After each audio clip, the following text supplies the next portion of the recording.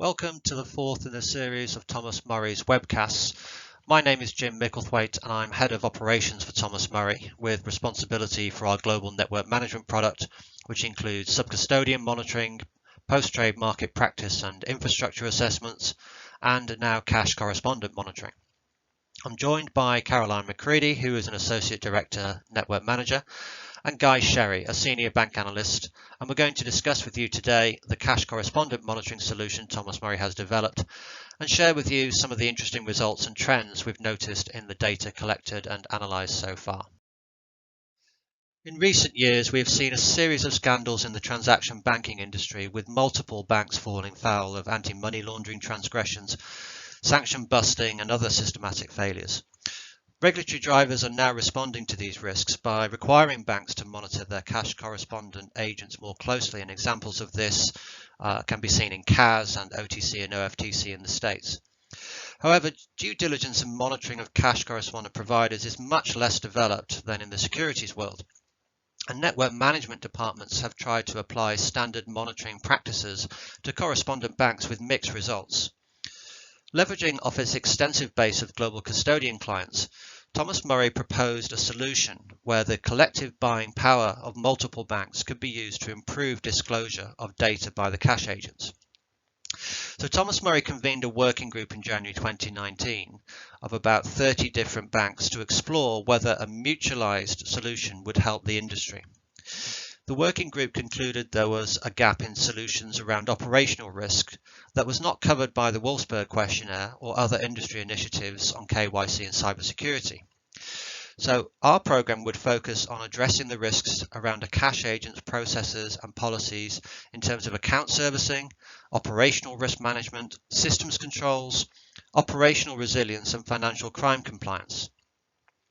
The working group also requested Thomas Murray provide an independent financial risk analysis of the agents, which could validate group's internal credit risk assessments. A managed service solution whereby Thomas Murray would run the process end-to-end was agreed. This was to include questionnaire issuance management, including chasing outstanding responses, response and data validation, analysis, and reporting back to the clients. Given the scale of the cash correspondent universe, which is somewhere between 3,500 and 4,000 cash agents globally, it was agreed that a highly automated operational model was necessary. So looking at the operational model, the working group designed a common questionnaire which was to be used by everybody, based around structured, closed-ended questions to facilitate the ease of response from an agent bank. Bespoke questions could also be added by clients into a dedicated section if required. The questionnaire is issued on Thomas Murray's proprietary Supplier Select platform, which not only allows respondents to answer online securely with a full audit trail, but also provides an import functionality. By issuing questionnaires for multiple clients to the cash correspondent agent, the bank could respond once manually and then copy the responses across all clients. A logical validation algorithm has also been embedded into the questionnaire that guides respondents to answer only relevant questions and highlights where gaps in information will negatively affect their score to encourage them to be fully transparent. Once the response is submitted by the agent, Thomas Murray analysts provide a second manual check on the completeness of the response, and, if necessary, liaise back to the bank to obtain further information. Completed responses are automatically scored using the methodology agreed by the working group. This rates each individual question on an alpha symbology scale between AAA and CCC, which then aggregates on a weighted basis to risk subcomponents and ultimately to financial, operational, and overall risk grades. The reporting tool that has been developed runs on the Thomas Murray Rating and Information platform and provides visual representations of the risk grades at each level, so risk, subcomponent, and down to question level, as well as reporting individual bank responses to the relevant client. An important feature of the analysis and reporting is the ability to benchmark individual bank positions against other banks in the client's network or against the TM universe, which includes all responding banks across the 16 clients currently using the service. The TM universe is anonymous by default, but Thomas Murray will be liaising with respondents to feedback results of the analysis and obtain their permission, if they want to be identified within the TM universe. We believe the benchmarking aspect is transformational for clients in being able to gauge quality of their agents, not only against their internal requirements, but against what is market best practice per jurisdiction and per currency. This empowers clients to address service shortfalls with their incumbent agents on a more informed basis. The roadmap for development of the product is already in place, and Thomas Murray will enhance the Cash Correspondent monitoring significantly over the next few years. From next year, we will develop time series analysis via enhanced reporting, provide real-time monitoring of banks via news flashes, and will support clients' on-site due diligence requirements as an optional service. So now I'd like to pass over to Caroline, who will take us through how the program has been running so far this year. Thanks, Jim. Just want to take a moment to go through some of the statistics pertaining to the program. Thomas Murray officially launched the Cash Correspondent Monitoring Program for 2020 back on the 12th of March on behalf of 16 clients. We have now issued 384 questionnaires to 223 organizations globally. Unfortunately, the beginning of March was the time that the global pandemic was sweeping across the world, which saw many countries going into lockdown and a lot of our colleagues around the world reverting to remote working. We have therefore definitely seen some delays in getting responses back on the questionnaires, and we have had to extend deadlines. However, this has all been done in consultation with our clients. In addition, some of our banks have also requested to use the editable PDF via our Supplier Select system. This has allowed them to distribute the questionnaire internally amongst colleagues who are all working remotely to ensure that the correct answers are in fact responded to.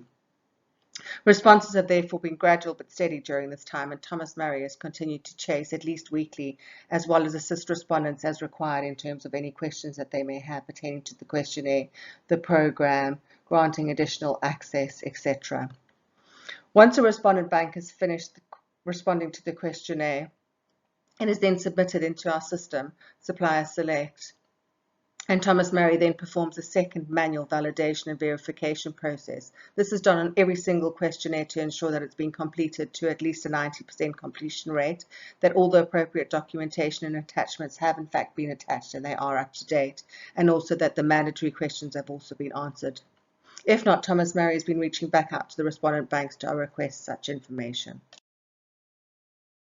We have definitely found that certain information is not being disclosed to us, i.e.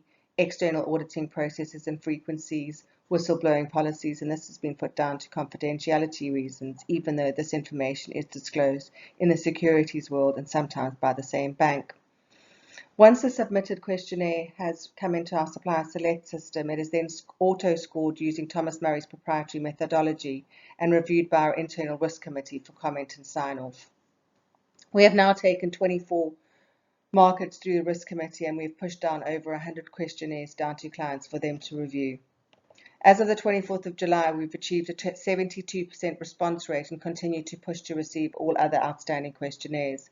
We also have so far had the pleasure of presenting our findings to 7 clients, and will continue to engage actively with clients with any questions and follow-ups that they may have pertaining to the responses as well as the questionnaires.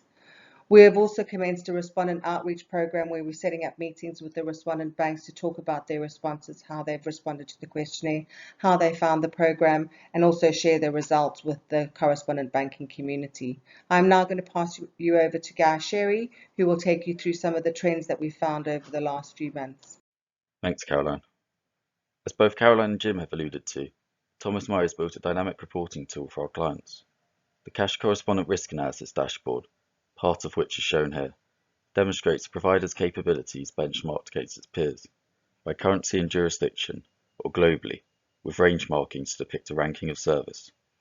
For instance, in this illustrative example, you can clearly see that the practices of Bank A fall considerably short compared to its peers in the subcomponents covering the account holding structures and the availability of funds. One of the topics that our assessments are looking at concerns practices around dormant accounts. Firstly, as demonstrated in the left-hand image, 22% of our universe has indicated that they only operate with live or terminated accounts, therefore not recognising the concept of sleeper accounts. From the banks that do operate with dormant cash accounts, the right-hand chart gives an insight into the period of inactivity upon which the account classification changes from active to dormant. We can see here that a small minority of banks regard just 3 to 6 months of inactivity as being sufficient to classify an account as being dormant, whilst a more reasonable time frame of 12 to 24 months is most widely seen.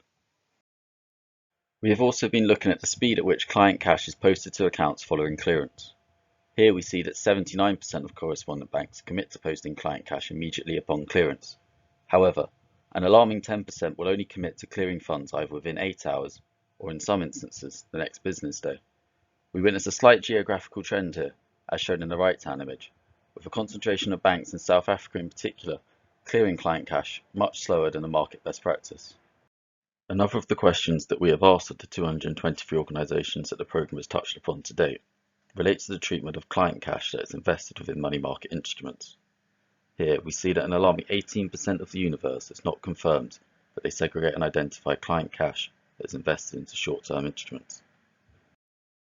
We have also noted that one of our questions, which has overlapped with the Wolfsburg questionnaire, has picked up on a surprising gap within the policies and procedures of assessed banks.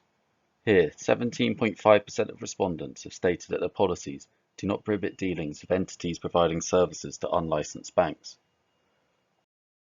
This slide here demonstrates the disparity between the recovery time objectives of correspondent banks and sub-custodians that are monitored by Thomas Murray. With 26.5% of the cash banks having an RTO in excess of 4 hours, compared to 7.6% of the sub-custodian universe, it is clear that the sub-custody world is ahead of the game in this regard. And lastly, perhaps with the most cause for concern, if we turn to external audit practices, here too we can see a shortfall in the correspondent banking industry compared to the sub-custody landscape.